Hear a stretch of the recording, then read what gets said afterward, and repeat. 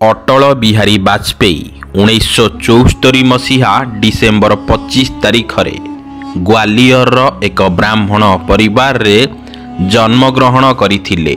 ବାଜପେୟୀଙ୍କ ପିତା କୃଷ୍ଣ ବିହାରୀ ବାଜପେୟୀ ଉତ୍ତରପ୍ରଦେଶର ଆଗ୍ରା ଜିଲ୍ଲାର ପ୍ରାଚୀନ ବଟେଶ୍ୱରର ମୂଳ ବାସିନ୍ଦା ଅଟନ୍ତି। ତାଙ୍କର ପିତା ଏକାଧାରରେ ଜଣେ କବି ଓ ନିଜ ଗାଁରେ ଶିକ୍ଷକତା କାର୍ଯ୍ୟ କରୁଥିଲେ। ବାଜପେୟୀଙ୍କ ମାତାଙ୍କ ନାମ ଥିଲା କୃଷ୍ଣା ବାଜପେୟୀ। ଛାତ୍ର ଜୀବନରୁ ଅଟଳଜୀ ଥିଲେ ରାଷ୍ଟ୍ରୀୟ ସ୍ୱୟଂସେବକ ସଂଘ RSSର ସ୍ୱୟଂସେବକ। ଗ୍ୱାଲିୟରର ଭିକ୍ଟୋରିଆ କଲେଜ, ଯାହାକି ବର୍ତ୍ତମାନ ଲକ୍ଷ୍ମୀବାଇ କଲେଜ ନାମରେ ପରିଚିତ, ସେଠାରୁ ସେ ସ୍ନାତକ ଡିଗ୍ରୀ ପ୍ରାପ୍ତ କରିବା ପରେ କାନପୁରର DAV କଲେଜରୁ ସେ ରାଜନୀତିକ ବିଜ୍ଞାନରେ MA ପାସ୍ କରି ପ୍ରଥମ ଶ୍ରେଣୀରେ ଉତ୍ତୀର୍ଣ୍ଣ ହୋଇଥିଲେ। ଏହାପରେ ସେ କାନପୁରରେ LLB ପାଠ ପଢ଼ିବା ଆରମ୍ଭ କରିଥିଲେ। ତେବେ ମଝିରୁ ପାଠପଢ଼ା ଛାଡ଼ି ପୂର୍ଣ୍ଣକାଳୀନ ପ୍ରଚାରକ ଭାବେ ସେ ରାଷ୍ଟ୍ରୀୟ ସ୍ୱୟଂସେବକ ସଂଘରେ ନିଷ୍ଠାର ସହ ଲାଗି କାର୍ଯ୍ୟ କରିଥିଲେ। ବାଜପେୟୀ ସ୍ୱାଧୀନତା ସଂଗ୍ରାମରେ ଯୋଗଦେଇ 1942 ମସିହାରେ ଜେଲ୍ ଯାଇଥିଲେ। 1975ରେ ଇନ୍ଦିରା ଗାନ୍ଧୀଙ୍କ ନିର୍ବାଚନକୁ ଆହ୍ଲାବାଦ ହାଇକୋର୍ଟ ଅସାଧୁ ଘୋଷଣା କରିବା ପରେ ସେ ଜରୁରୀକାଳୀନ ପରିସ୍ଥିତି ଜାରି କଲେ ଏବଂ ଦେଶର ସବୁ ତୁଙ୍ଗ ବିରୋଧୀ ନେତାମାନଙ୍କୁ ସେତେବେଳେ ଗିରଫ କରାଗଲା। ବାଜପେୟୀଙ୍କୁ ମଧ୍ୟ 22 ମାସ କାଳ ଜେଲ୍ ଯିବା ପାଇଁ ପଡ଼ିଥିଲା। ଭାରତୀୟ ଜନସଂଘର ପ୍ରତିଷ୍ଠାତାଙ୍କ ମଧ୍ୟରେ ବାଜପେୟୀ ଥିଲେ ଅନ୍ୟତମ। ଜନସଂଘ ପରେ ଭାରତୀୟ ଜନତା ପାର୍ଟି BJP ନାମରେ ରାଜନୈତିକ ଦଳର ମାନ୍ୟତା ପାଇଥିଲା। 1968 ମସିହାରୁ 1973 ମସିହା ପର୍ଯ୍ୟନ୍ତ ବାଜପେୟୀ ଜନସଂଘର ଅଧ୍ୟକ୍ଷ ରହିଥିଲେ।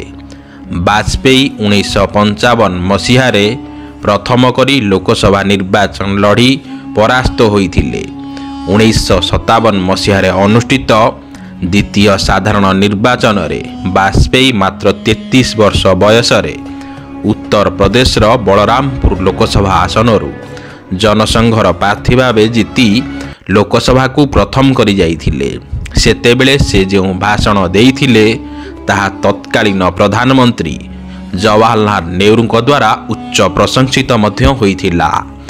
ଏପରିକି ସେ ସମୟରେ ନେହେରୁ କହିଥିଲେ, ଏହି ଯୁବକ ଜଣକ ଦିନେ ଭାରତର ପ୍ରଧାନମନ୍ତ୍ରୀ ହେବ। 1957 ମସିହାରୁ 2009 ମସିହା ପର୍ଯ୍ୟନ୍ତ ବାଜପେୟୀ 9 ଥର ଲୋକସଭାକୁ ନିର୍ବାଚିତ ହୋଇଥିବା ବେଳେ ରାଜ୍ୟସଭାକୁ 1962 ଓ 1986 ମସିହାରେ 2 ଥର ନିର୍ବାଚିତ ହୋଇ ମଝିରେ ମାତ୍ର 1.5 ବର୍ଷ ସମୟକୁ ଛାଡ଼ିଦେଲେ ସଂସଦରେ 50 ବର୍ଷରୁ ଅଧିକ କାଳ ସଦସ୍ୟ ରହିଛନ୍ତି। ଭାରତର ସେ ଏକମାତ୍ର ସାଂସଦ ଯିଏକି ମଧ୍ୟପ୍ରଦେଶ, ଉତ୍ତରପ୍ରଦେଶ, ଗୁଜୁରାଟ ଏବଂ ଦିଲ୍ଲୀ ଏହି 4ଟି ରାଜ୍ୟରୁ ସାଂସଦ ଭାବେ ନିର୍ବାଚିତ ହୋଇଛନ୍ତି। ସେ ଲକ୍ଷ୍ନୌ ନିର୍ବାଚନ ମଣ୍ଡଳୀରୁ ଲଗାତାର 6 ଥର ବିଜୟୀ ହୋଇଥିବା ବେଳେ 1959 ମସିହାରୁ 1977 ମସିହା ପର୍ଯ୍ୟନ୍ତ ଜନତା ପାର୍ଟି ପ୍ରତିଷ୍ଠା ହେବା ଯାଏଁ ବାଜପେୟୀ 20 ବର୍ଷ ଧରି ଜନସଂଘର ସଂସଦୀୟ ଦଳର ନେତା ଥିଲେ। 1977 ମସିହାରୁ 1979 ମସିହା ପର୍ଯ୍ୟନ୍ତ ସେ ଦେଶର ବୈଦେଶିକ ବ୍ୟାପାରର ମନ୍ତ୍ରୀ ଥିଲେ।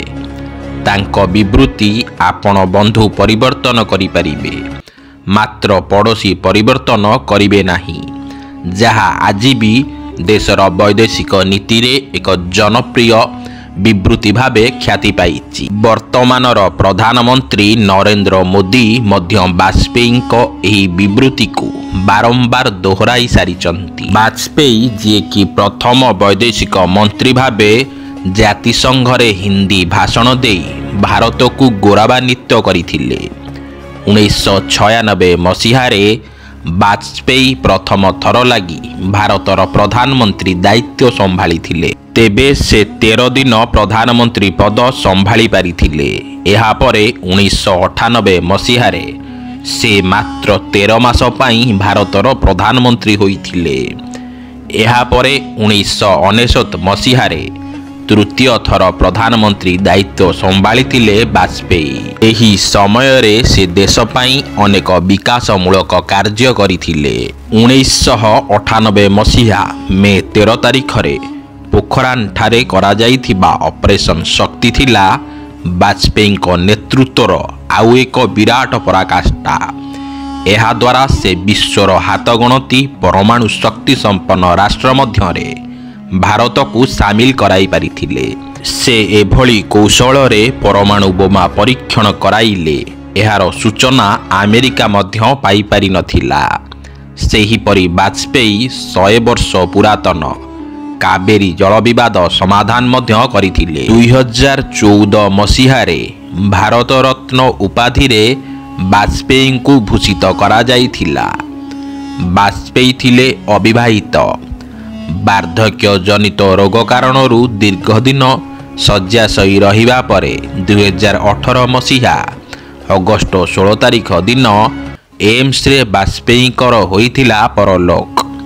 ଭାରତର ସୁଯୋଗ୍ୟ ସନ୍ତାନ ଭାରତରତ୍ନ ଅଟଳଜୀଙ୍କ ପୁଣ୍ୟତିଥି ଅବସରରେ ସେହି ଅମର ଆତ୍ମାକୁ କୋଟି କୋଟି ନମନ ଜଣାଇଛନ୍ତି ଭାରତବାସୀ।